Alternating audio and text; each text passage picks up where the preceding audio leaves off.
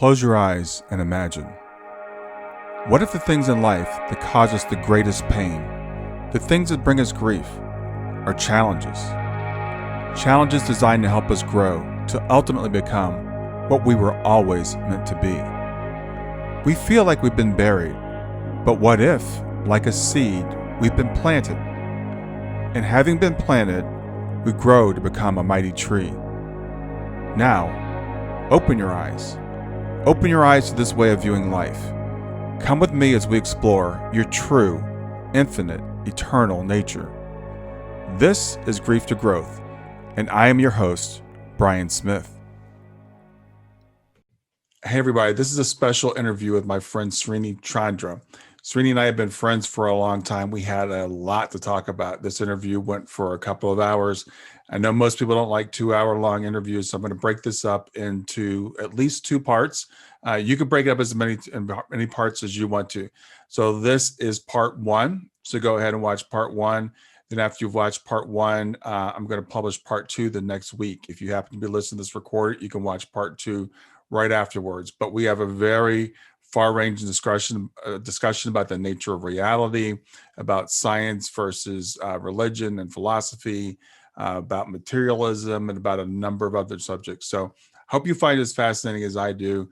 Go ahead and watch part 1 now and come back and watch part 2 later. Thanks. Hey everybody, this is Brian Smith back with another episode of Grief to Growth. And today I've got with me my friend Srini Chandra. And I hate to say this, I feel like such an American. I can't even pronounce your last name. I've known you for like 9 years. So say your full name for me, Srini. Sure. It's if break it into 2 parts, it's not as bad as it looks. Chandra is the easy part. Sekaran. Or you can think of it as shake and run, shake, run. So it's Chandra Sekaran. Okay. And your first name is longer than Srini also. What's your first name? My first name, the full first name is Srinivasan. Yeah. Okay, cool. Srinivasan. Yeah, I feel like such an American. It's terrible. I need to learn how to say your name, but we're going to call you Srini for the purpose of the day. But I've been friends with Srini. I was looking it up the other day. I guess it's been like 9 years. And we met. Srini wrote an excellent book. I love this book. It's called 3 Lives in Search of Bliss. And he sent the book to me to review, and I did. I'd never heard of Srini, and it's a short book. I think it's about 150 pages. It's one of the best books I've ever read. I've read it again over this week. I've read it like 3 or 4 times. So I'm going to talk about the book also as we have this conversation. But the reason I'm having Srini on today, Srini is one of the wisest people that I know. He's one of the most compassionate people that I know. We've been friends on Facebook for a long time. He keeps me grounded. He's a very well-rounded person. I'm going to let Srini tell the story as to how he got to where he is in terms of his background. But we want to talk about today is the nature of, we were going to tie this nature of belief, but I think I want to change it. I want to call it the nature of reality, because belief is important, but what we believe, I think we kind of know. We want to help people understand how to get to that point. So we're going to break this down in a few parts. I don't know how it's going to go. We've kind of laid it out. First thing we want to do is introduce you guys to Srini, let Srini tell his story and who he is. And then we're going to talk about like Eastern religion versus Western religion. We're going to go over real quickly Islam and Judaism and Christianity as far as we know it. And then we're going to talk about, what is spirituality? How do we know we're being spiritual? What's the nature of truth? We're going to talk about things like karma and rebirth. Srini was raised Hindu, so he can shed some light on that for us, because I think we in the West have a lot of misunderstandings about that. We're going to talk about what is the meaning of death. What is death really a thing? Where do we find common ground in all these things and all these different faith traditions? And then we're going to talk about where we find common ground between faith, as we call it, faith, I put in quotes, and science, and the nature of reality. And so that's kind of our very ambitious agenda. We'll see how it goes. But Srini, I've done a lot of talking. I want to say thank you and welcome to Grief to Growth. Thank you, Brian. I want to thank you for this opportunity. I listen to your podcast regularly. This is I'm really honored to be. I think it's great quality stuff, work that you do, and I'm happy to be here. To tell folks a little bit about myself and not take too much time doing so. I was born in India, on the southern part of India on the East Coast, in a town called Chennai. It's actually not a town; it's a metropolis, major metropolis, very large city called Chennai. And as you pointed out, I was born in a Hindu family. My earliest memories are, we had a large extended family growing up among the folks. My memories of my grandparents are, very vivid till this day. I went to school in Chennai, early kindergarten to high school. And I happened to study in India. We call them convent schools. They are schools run by Christian missionaries. So a big part of my formative experience was the going through an education system, a school like that. And they were some of the kindest people I've known. And once I graduated high school, I joined college in India. And I studied engineering, like every good Indian does or tries to do. Yeah. And then we are talking late 80s at this point. And at that point, the thing to do was to seek the land of opportunity, the land of milk and honey, the United States of America. So it seemed very obvious at that point that I should head to the States. And so I applied for admission into Ohio State University. I came to Columbus, Ohio. Very proud Buckeye till this day. And, got my master's in engineering, worked for a few years, went back to school. Don't want to regurgitate my resume, but long story short, I spent more than 25 years at this point in the technology industry. And that's been an interesting experience because technology sort of shapes the way you look at life. A lot of things that we consider impossible become possible. And then you start thinking there are other possibilities to life too. So it sort of spills over into your personal domain. That's been a good experience. Personal front, married. I have 2 daughters. They're grown now, to my regret. Both, one of them is in college. The other just started her job. And at some point, I guess we will talk about it. When they were born, that was a formative experience for me, becoming a dad. Yeah. The circumstances under which they were born. There are some of these events that have shaped the way I've looked at life. I like to describe myself very simply as a seeker. I'm not anywhere close to being enlightened. I'm definitely on the path. I can feel it. I can feel that what I'm doing is working at some level. I've become very conscious of what I do and what I say, and my outlook towards life. And it's been an effort, and definitely I can claim some credit for the effort, but we will see. Time will tell where this leads me. Yeah, well, as I said earlier, you are one of the most grounded people I know, and you actually talk me down a lot of times. So on Facebook, so I appreciate that. And as I got to know you, last week we kind of got together and we talked a little bit before we did this, and I got to know more of your story about your background, which I think is fascinating. Because as I read your book, In Search of Bliss, I love how you wove your knowledge of Christianity and Islam and Hinduism all into the same fabric of that book. And so your background, you did go to this Christian school, but you were raised in a Hindu family, right. And they never really tried to convert you to Christianity. They just taught you about it. So you've got a deep understanding of all these faiths and how they intersect.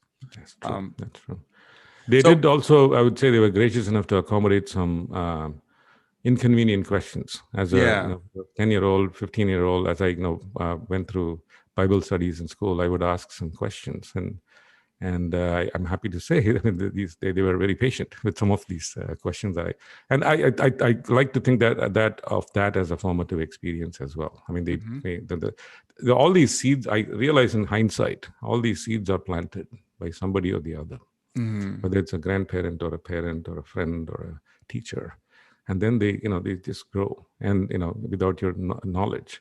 And one fine day, and you're like, wait a minute, this plant was right there in front of me, and I haven't noticed it. And so it's a beautiful thing, and that happens. It is. As we get that perspective, as we get older, we can see and how these seeds are planted, and that's one of the things I try to make people conscious of now, especially people who have children, right. That you're planting these seeds, whether you know it or not, and they're going to grow into some sort of tree at some point. Yes. So you had this formative experience of the religious background, the training in Christianity, the Hindu family, and then you were telling me your daughters come along, and so tell me how that shaped your life. Yes, that I believe was in some sense an inflection point in my life. Mm-hmm. We're talking late 90s. My first daughter was born. And when she was born 2 months early. She was a preemie, they call it. And I remember driving home from work. I was in the supermarket, and my wife called me, and she said, "I think they're having the baby." And I said, "What?" The baby isn't due until 2 months later. Mm. So the next thing we're driving towards the hospital, and 3 hours later, she was born.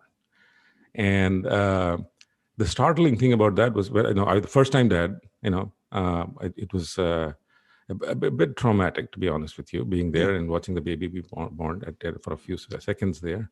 When I saw her, she looked perfectly healthy, fine baby, except she was tiny. I think, she was like half the weight that babies are normally, born at.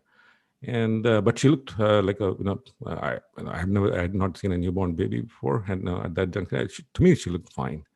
And then they took her to the intensive care, and I remember the words of the nurse when they took her off to the intensive care. My wife was anxious, and I was standing outside in the corridor, and the nurse turned to me and says, "Son, take it one day at a time."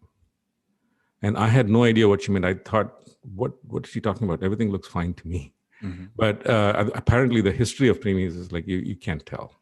Things can go up and down, and that's, I guess, she was trying to be nice and kind and alert me. The thing about that experience was, at that point I was working in the technology industry. I was running a major product line, and I felt like I was in control of my life, and things were going great, and suddenly something like this happens.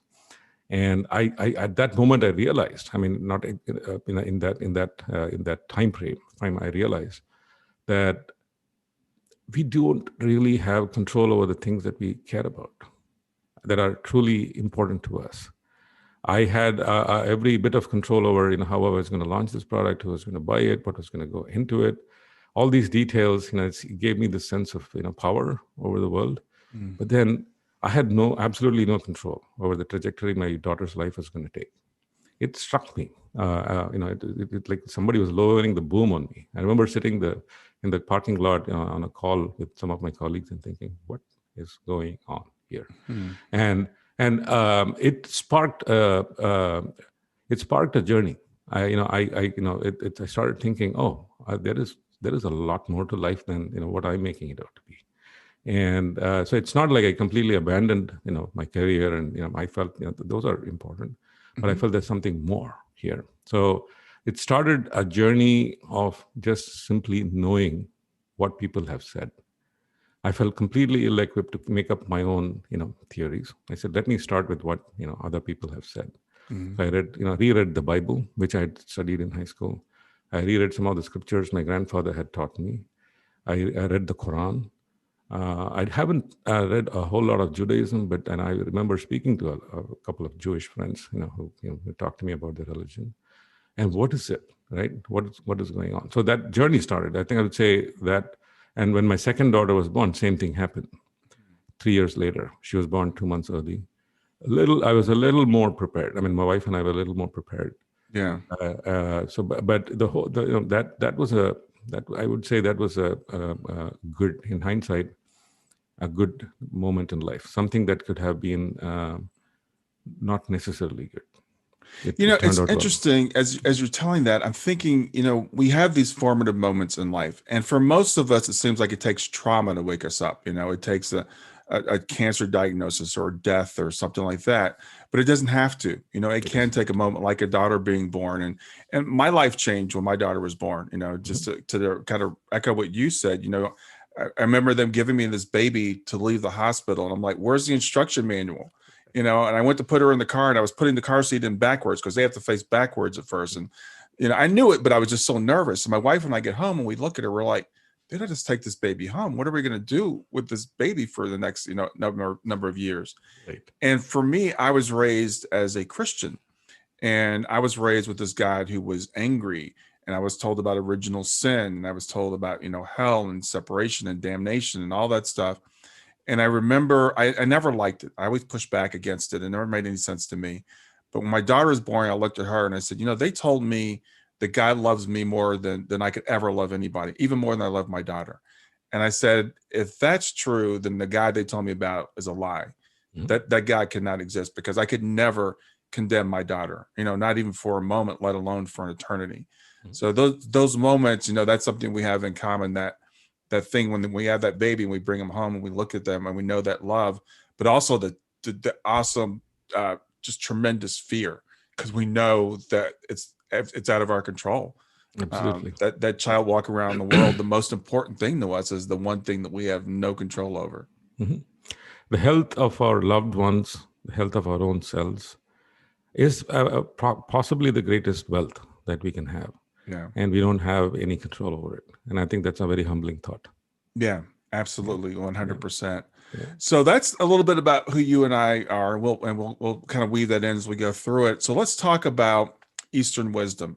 You've got a YouTube channel where you do some basic Eastern wisdom, and I've been following it, and I've loved it, and I've learned a lot about it. So let's just kind of lay a foundation. Let's take about 10 minutes or so and go through just a real general outline. Sure. Sounds good. I have prepared some notes to sort of kick this off. And there are, I would say, 5 major religions today in the world, and a sixth one that is much smaller. Possibly people haven't heard of it. They are Judaism, Christianity, and Islam on one side. And then we have Buddhism, Hinduism, and there's a third one called Jainism in India. People outside of India may or may not have heard of it, but it's very much an ancient faith practiced very diligently by a large number of people.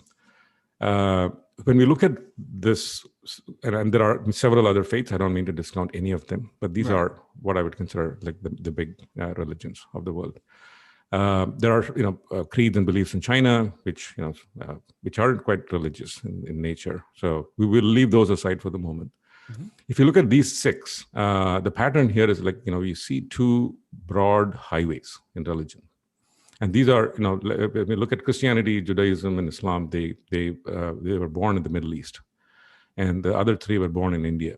And so there's this group of people a few thousand years back. They started some things. And it's interesting to see the paths they took. So I look at it as 2 broad highways in religion.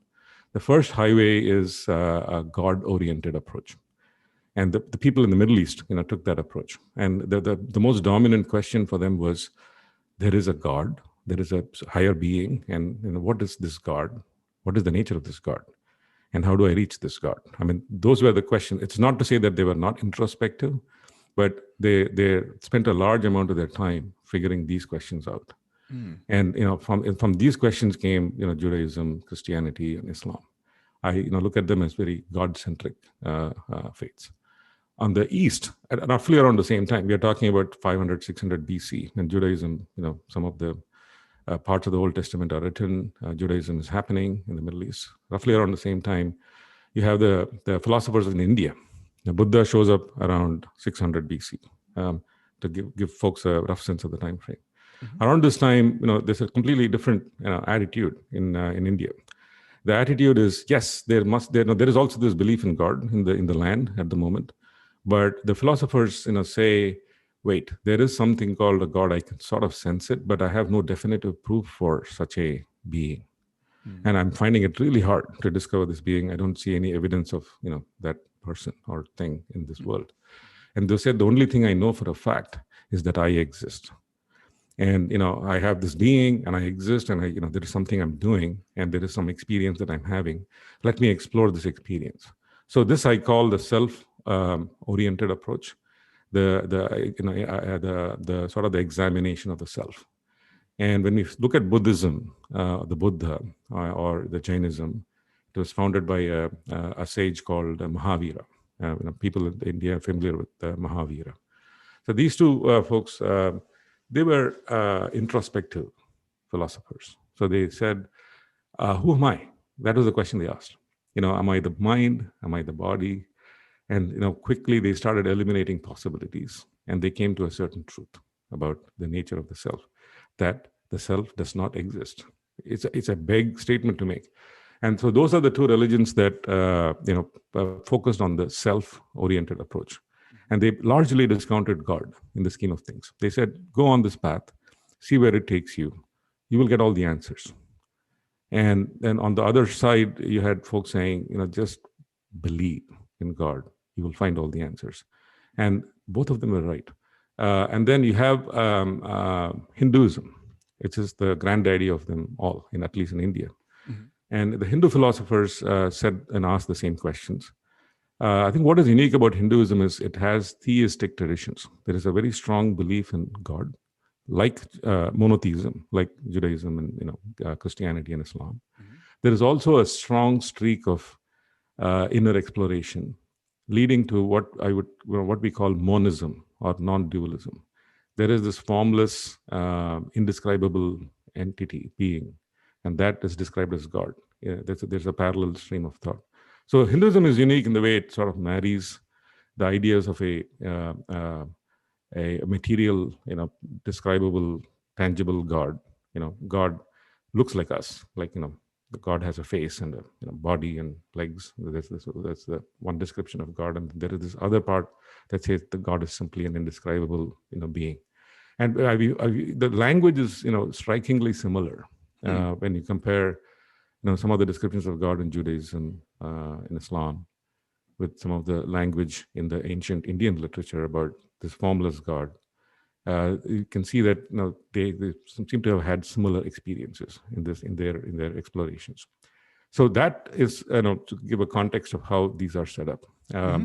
If you look specifically at Buddhism, I think Buddhism and Hinduism are possibly the most influential streams of thought today. Mm-hmm. And so when you look at Buddha, right, I think it's nice to understand the context in which Buddha came.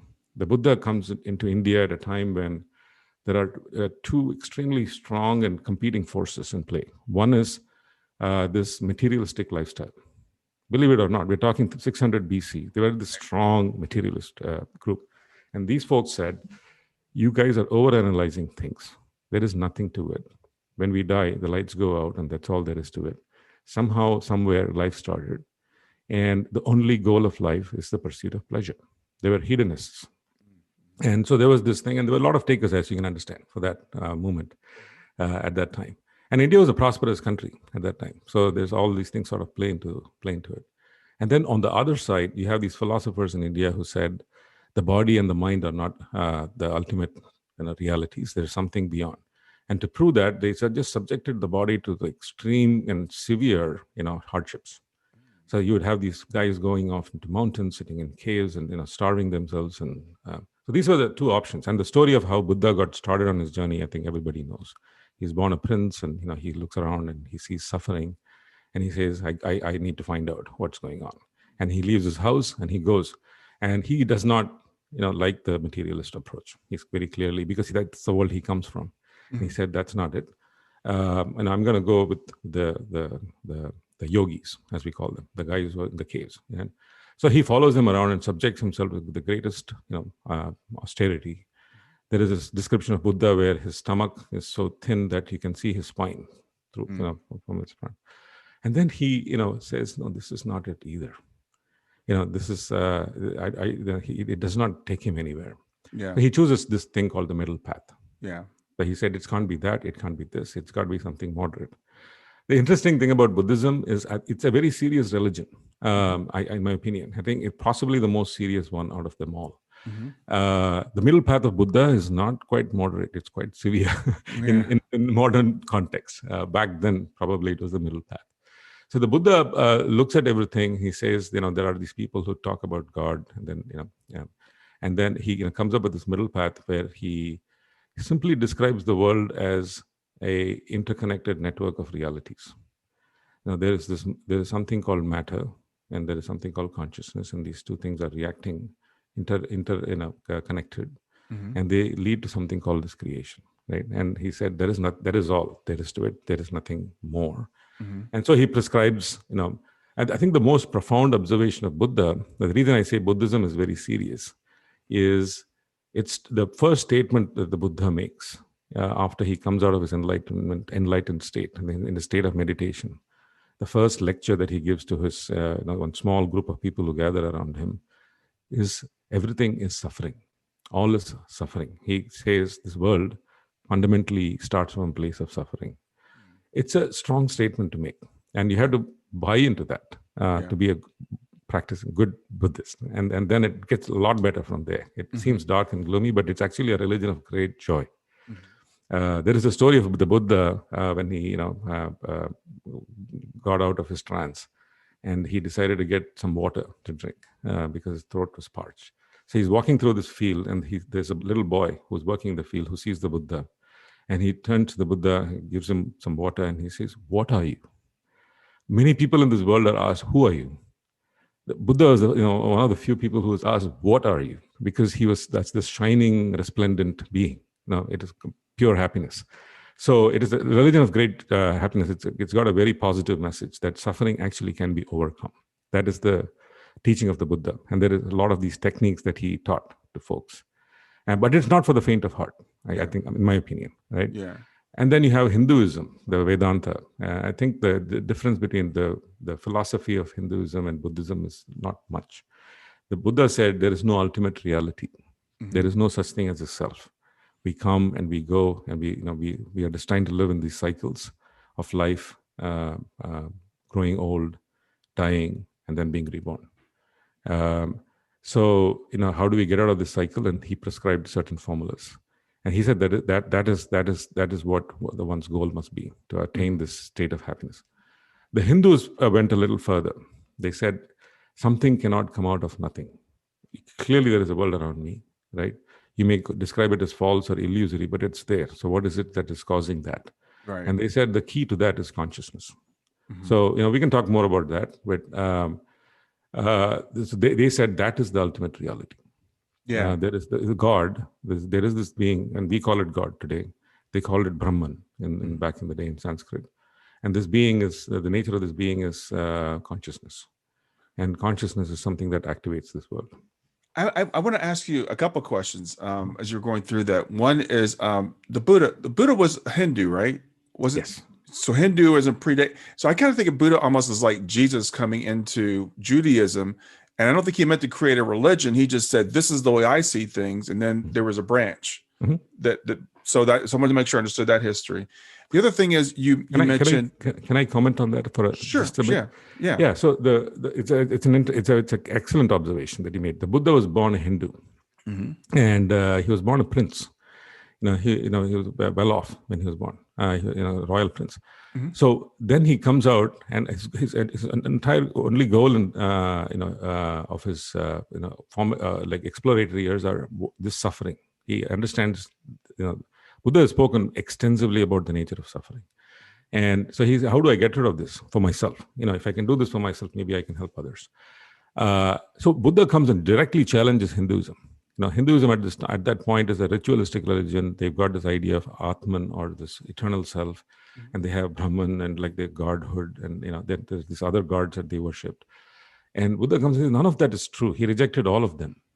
And to their credit, the people of the day, culturally, it was such that people, when they saw good ideas at that time, they simply took them up. They saw when they saw the idea was superior, it was the culture at that time to simply take the better idea, and all the older faiths would simply reconfigure themselves to be compatible with the new one. Yeah. And that is a beautiful thing, because the contrast between Buddha and Jesus Christ is is kind of there is something there when you look at that.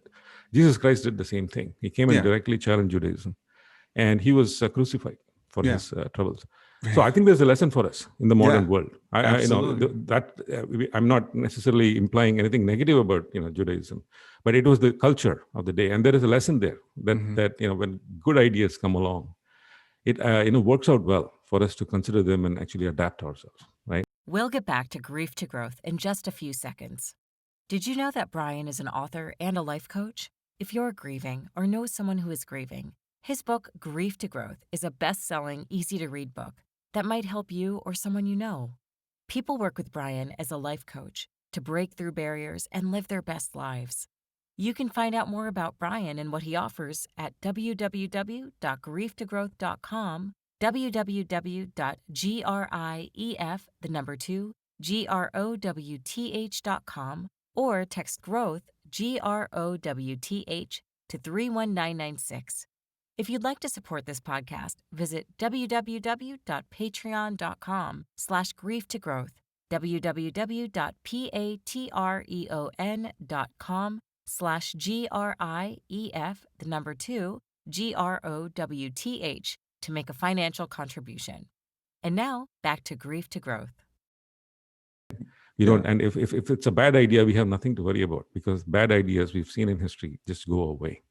Good ideas will never die, right? Yeah. So, it's I think it's something that we can take comfort from. I love that. I love that observation. The other question I had for you about Hinduism, I've studied it a little bit, and so Brahman should we consider Brahman a being, or I view Brahman as almost just a potential or what things come out of. But do the Hindus view him as a being? No. Okay, that's what Brahman is not even a concept. So the literature says Brahman is something that cannot be described. Right. If there is something that can be described by language, by definition, it can be objectified. I call a flower because there is something, an object. I'm a subject. I'm an observer. I can see something. And so Brahman does not fall into any of those categories. Brahman does not have a name or a form. Okay. So the easiest way to, I guess, understand Brahman is like, we have this concept of fields in physics, right? Like you said, right? So in quantum mechanics, you have this field, and something comes out of this field, a particle, like an electron, right? So Brahman is this field, and the attributes of the Brahman are no attributes. As in, if you take everything in the world and put it all in one place, the good is going to mix with the bad, and there's going to be, what do you call something that is perfectly good and perfectly bad? And you meld them, there's nothing. They just negate each other, right? So all the opposites, when they come together, there is nothing in some sense, like in terms of attributes. But there is something, that one thing. So the Hindus call it, there is this one thing. It's a substratum. It is the ground on which reality exists. Yes. So Brahman is this thing, or a field of possibilities. They liken it to an ocean. Yeah. There are waves on this ocean. So the nature of this Brahman are three attributes. One is existence. So Brahman does not exist. Brahman is existence itself.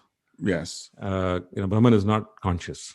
Brahman is consciousness itself. So maybe we can look at it as a field with some properties. Yeah. And even that does the whole thing disservice, to be honest. I think it's such a brilliant observation. And when you think about how ancient that is, and there's a Christian theologian, Paul Tillich, that called God the ground of all being, and and even science is we're kind of getting ahead. I'm going to jump ahead a little bit right here and talk about science. But science is starting to understand that there was this potential. I mean, one time we were told there was a singularity that everything came out of, which makes no sense, because where the singularity come from, but there's this potential. And so as I was looking at that, and I watched this beginning thing on Hinduism, I'm like, these guys knew this a long time ago, a very, very long time ago. It's mind blowing. Yeah. You're talking several thousands of years old, ideas here. And some of these ideas are 10,000 years old, because some of the Hindu scriptures are, they're passed on verbally. The written records are about 3,000-4,000 years old. And they were passed on for, several thousand years by word of mouth.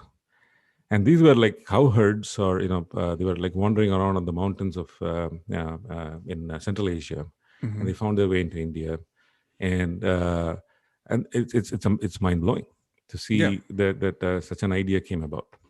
Yeah, and the other thing, and I want to make sure that I've got this correct, because I guess I don't know a lot about this, so it's good to ask you, because my understanding is Brahman, this potential, this field, whatever, that's also Atman, that's all inside of all of us. So this idea that we and God are one and are the same is, again, that's a new concept for me, but that's something that Hindus have known for forever. Yes. So this comes from a school of philosophy in Hinduism called Vedanta. And that is what my YouTube channel is about. And I feel like there are some very exhilarating truths there. I don't know what it's going to do for people practically. I don't think it's going to make somebody a better physicist or an engineer or marketing or whatever person, but there is some very goodness that comes out of sort of seeing the world a certain way. And that's what Vedanta does. And what the central teaching of Vedanta is that our true self is divine. Yeah. Okay. Yeah. The self is the word used is Atman. And divine part is Brahman. Atman equals Brahman is the equation in Vedanta. And why is it so? There's a long explanation for it. We can, if you have time, we can get into it. But it essentially arises from saying that as beings, we experience this world only in our consciousness. That is the only reality that we have, that we know of. Which is to say, none of us have actually stepped into the world and verified it. When I see a flower, the flower doesn't physically enter my eye, or there is no merger of physical entities here. I see something, and it creates an experience in my brain. We think it's the brain, and then it's in our consciousness. And so, what is it that creates this experience? Is the question they asked, and they said it's consciousness.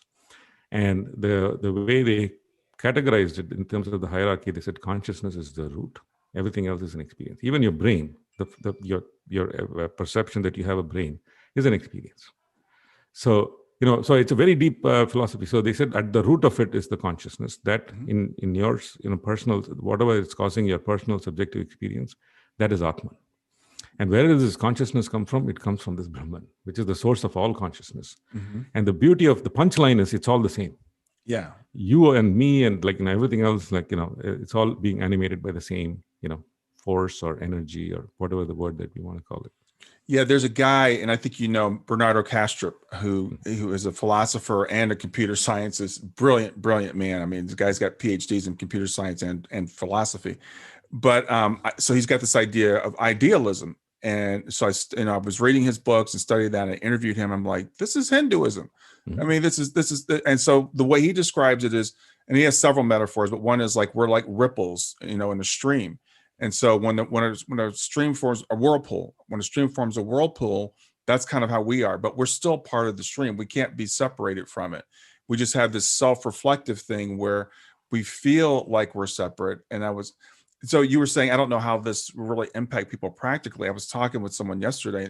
This is the way I look at people now. And this person was saying, I feel separated from God. They've had a tragedy in their life. And said, I feel separated. I feel disconnected. And I said, you feel disconnected. I understand that. That feeling is you're real. Feelings are always real, but you're not, because you can't be. Because I look at you and I look at her and I see God. And I'm like, and it's a blasphemous thing in Christianity to say that I'm God. Yes. But in Hinduism, it's just reality. It is reality. So Hinduism, yes, it is not at all blasphemous to say that I am God in Hinduism. And it is not considered to be an inferior way of thinking to say that there is a God that is separate from me either. We are fine with everything. And there is this notion. So we are sort of getting into this nature of truth part that we want to talk about. Yeah. So there is this notion of truth in Eastern wisdom. I would attribute it to all of the Eastern religions, and I think we find that in the Middle Eastern religions too. But they are suppressed. That's all. I think they have been said. They have all been said by all people. Yes. It's just that what we gave play to over the years. The notion of truth is that we progress from one truth to another, and they're all true, even if they conflict with one another. It's sort of what Einstein said. Einstein said, genius is the ability to hold two conflicting beliefs in one's mind at the same time, right? Yeah. So it's very hard for us to wrap our minds around it, but that's what they said. So they said there is this truth. You believe in it today, and tomorrow you will discover another truth, and that truth will conflict with this, and both are true. But the moment you see a higher truth, the lower truth sort of dies. Yeah. But it is still true for the other person. Yeah, they're kind of nested within each other. Yeah. Right. So then the journey becomes like the pursuit of the highest truth. And the highest truth is that of the Brahman, according to the Hindu philosophy. So then we have these lower truths, right? Karma, for example, is a good example. So we have all these truths that we do in order to transact and engage with the world. Yeah. We call them morals. Yeah. Right? And they are in the context of space and time. I'm in California, and there is a certain truth. And there is, I'm in Ohio, maybe there's a different truth. I'm in India, Africa. Everybody, there's a context to truth. And they're all true. Yeah. That is the thing. So they describe them as sort of like steps on the ladder. Yeah. You climb up the ladder. Who's gonna say that the lowest step of the ladder is less important than the highest step? There is no such thing. Right. You cannot get to the next step without the one before it. Yeah. So beautiful. would anybody want to have a ladder with just the top step? No, right? And they're all equal. So there's, I think the attitude of looking at one as inferior or superior, doesn't work, because they're all needed, right, for us to get somewhere. Yeah, and it's interesting. So let's just step back a little bit, because we got really deep in the Eastern stuff, because I love it. But we're going to cover Judaism and Christianity and Islam just real quickly. Yes. So my background is Christianity. And the thing about all of these faiths, probably even Hinduism and Buddhism, they're different branches. So we're doing real high general overview. So if somebody says, "Well, that's not the way I was taught it," that's fine, because there's several thousand literally Christian denominations. But from a high level point of view, we have Judaism, the Abrahamic faiths, right? They all came from the same thing. They're all based on when the Jewish people became a people, and Abraham. And then the what we call the Old Testament as Christians, which is offensive, it's Hebrew scriptures. The Hebrew scriptures that are part of our Bible. Then we get the New Testament, and then you've got Islam that came and built even on that. And they're all based on this idea that they looked at the people around them and they said, "We're not going to be like them. These people are pagans. They have multiple gods. We're going to worship the one God, and therefore there are no other gods. Don't have any other gods before me." This God we see develop from a angry, tribal, warlike God in Hebrew scriptures, to Jesus comes along and gives us another version of God, and Muhammad comes along and gives us even a little bit maybe more enlightened version of God. And I know that hurts some people's Western ears to think that Islam might be more developed than Christianity, but it did come later, and people are evolving. And there are some beautiful, beautiful aspects of Islam, which we can maybe talk about a little bit. But as you said at the beginning, our faiths are more like focused on God and the tribe. How do I fit into the tribe? Not so much reflective of internally. And as a young boy, when I was taught about the Eastern religions, I was taught, and we're all taught, stereotypes about other religions, because they're trying to indoctrinate against it. So Buddhism is all navel gazing. It's all about yourself. It's all about, it's a very selfish religion. It's not about giving back to the world. It's about improving yourself and trying to escape, the world. So that's kind of the thing that we were given, because we're taught everybody around you is more important than you are. I mean, this is, as I taught in Sunday school, there was an acronym they told us: Jesus, others, and you. You serve Jesus first, then you serve others, and then maybe if there's anything left over, you take care of yourself. So that's just my real quick overview. So what are your thoughts on those three faiths? The way I see it is there are pros and cons, right? So if you take the God-centric approach, which is what Christianity and Judaism and Islam do, personally speaking, the biggest challenge I have, and I think most people have, is we find it very hard to believe. It's not easy to believe in God. We like to think we believe in God. We pray, we chant, but there is this question in the back of our minds: is this really true, right? And we just can't seem to get rid of it. Most of us might spend our entire lifetime not being able to get rid of that doubt. It is not a lack of desire. It is there. It is sometimes it's due to the nature of our being. But there are some people who are very naturally inclined to do that, and they do that effortlessly. They do that. I've seen people, my parents are a good example of that. My wife is a good example. They effortlessly believe in God, and gives them great peace. And some of us don't have that capacity. The beauty of the God approach is it's very simple. You don't need to learn complicated stuff. You don't need philosophy. It's pure intent, belief in God, and it will take you to a state of peace. And I think that's the beauty of the approach. The self-oriented approach looks easier, but it's equally hard, because it requires a lot of discipline. You have to learn. You have to have teachers. They have to teach you stuff. You have to respect the teachers, and then you have to learn what they have told you, and you have to practice them. It's a long process. It's challenging, but the beauty of that approach is you don't have to believe in anything when you start, right? So I think I would say if I compare the world religions, it is they are all there depending on what kind of a person we are. If we sort of understand, okay, this works for me or that doesn't work for me, it becomes a little easier for us. We don't have to necessarily all believe in God to start with. Right. And those who believe in God are not crazy people. So I think the understanding of that when it comes, and then it becomes about what works for me. So I think that's the way I see it. I think there are these paths. And then you might jump from one to the other, because as you become a little more capable of doing certain things. I find myself, practicing faith a lot these days. It's just somehow I seem to have acquired some muscle and capacity to understand this being called God, and it gives me great happiness. There's no name or anything I attach to this thing, but there's the idea of divinity. It gives me great happiness. Right? Yeah, I think that's that's great. I think it's a really good overview, and I think you're right. There's beauty in both, and they can both be true. There's so many paradoxes in our world, in our universe, and we're very much, again, Western philosophy, science has kind of taught us this. It's either or. One is right, the other is wrong. But it's interesting because we discovered, like, the nature of light, for example. Is light a particle or a wave? Yes. It's both, and it depends on how you look at it. Right. So that's a concrete example of something in our world. And we would so when we say, well, it's got to be there is a God or there's not a God, it's one or the other. Well, no, it kind of depends on how you look at it.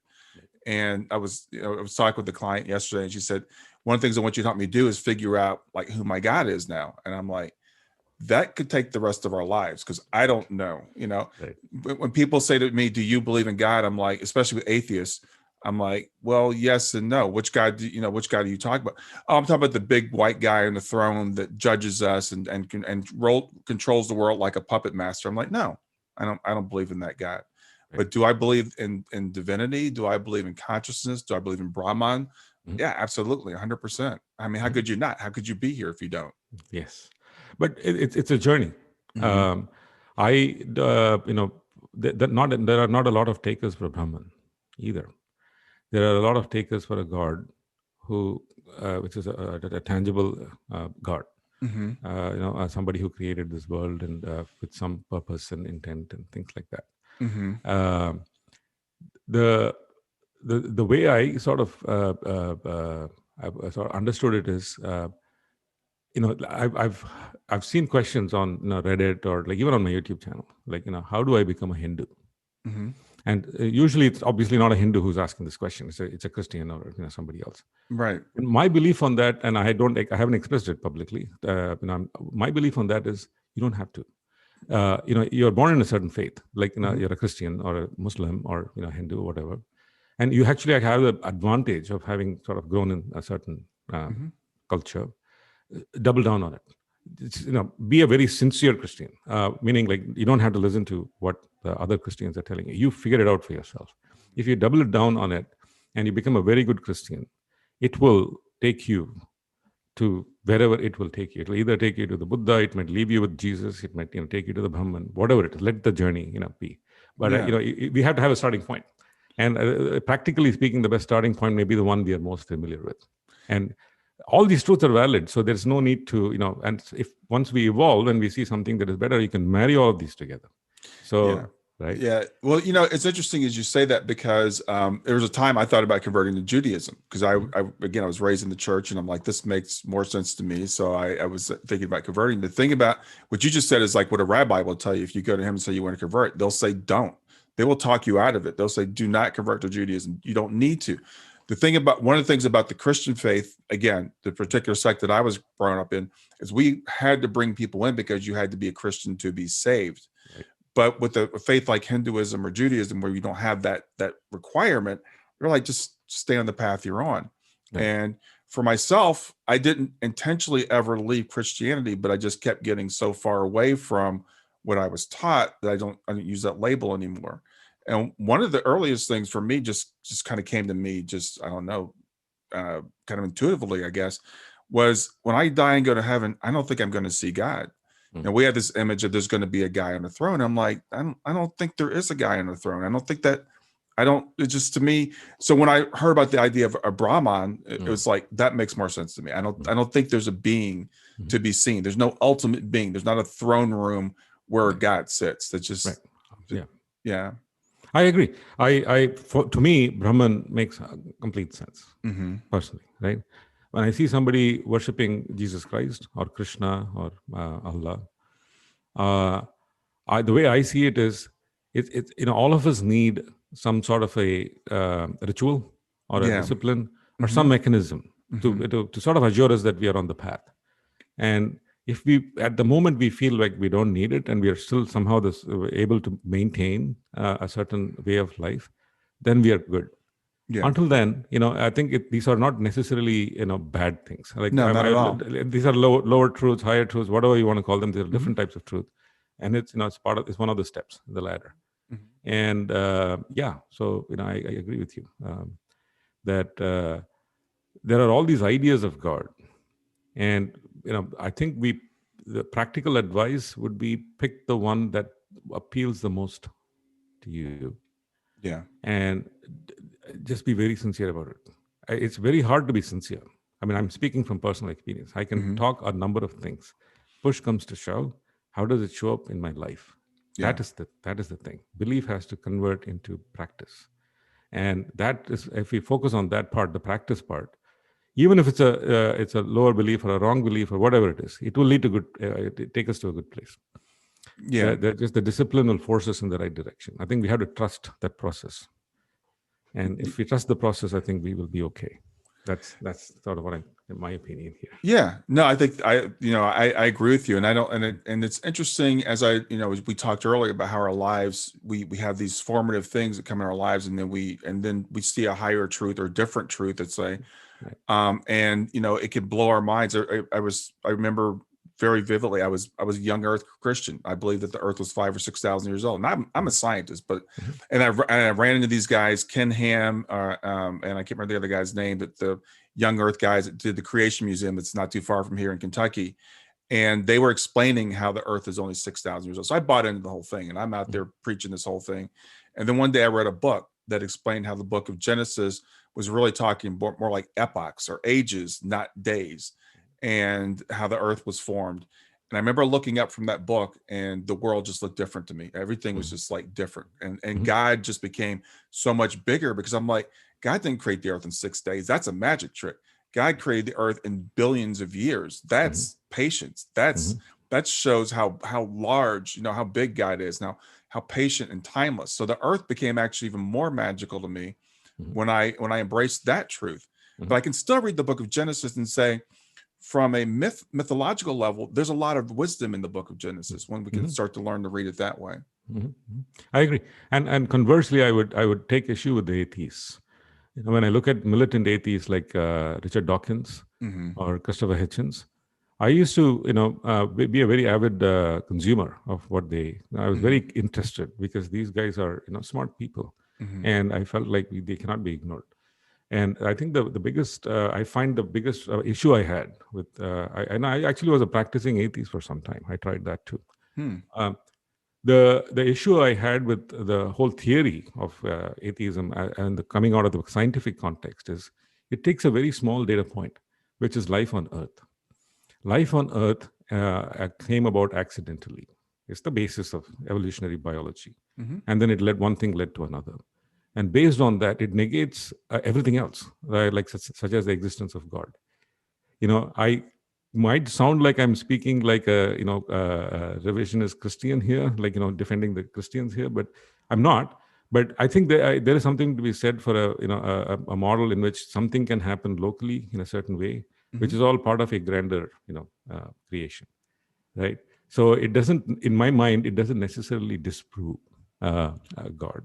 Yeah. And in fact, in this hierarchy of beliefs, I think that is literally the first step. I think in some sense, maybe perhaps the lowest truth in some sense, which is a lack of belief in God. It's sort of natural to sort of be there. But I think the moment we get into I've seen this in Hindu scriptures. It says, a man who worships a rock under a tree has moved one tiny step ahead of the man who doesn't believe in anything at all. Mm-hmm. I think there's some profundity there, and something to think about.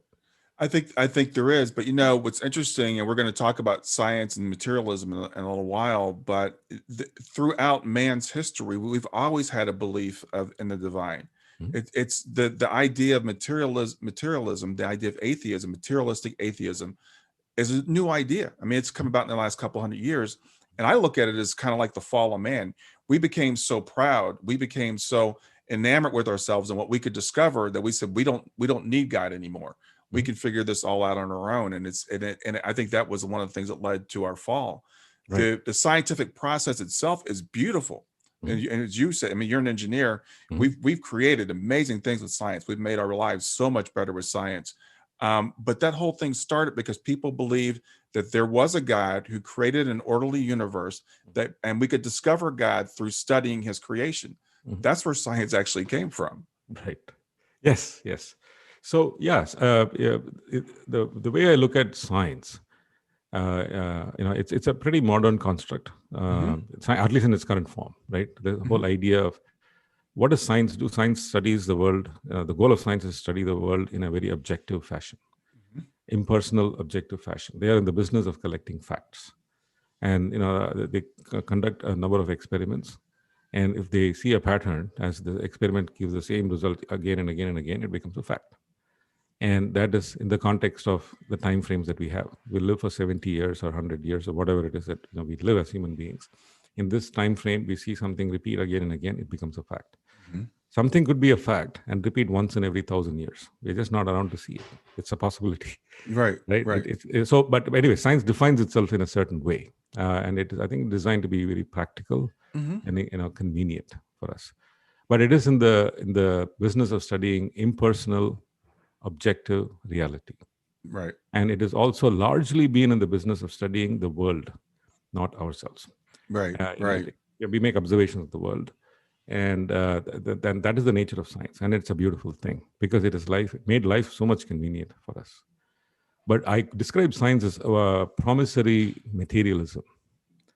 Science does not give us all the answers today. How did this whole thing start? Science will say, give me another 100 years and I'll tell you. Yeah, exactly. Right?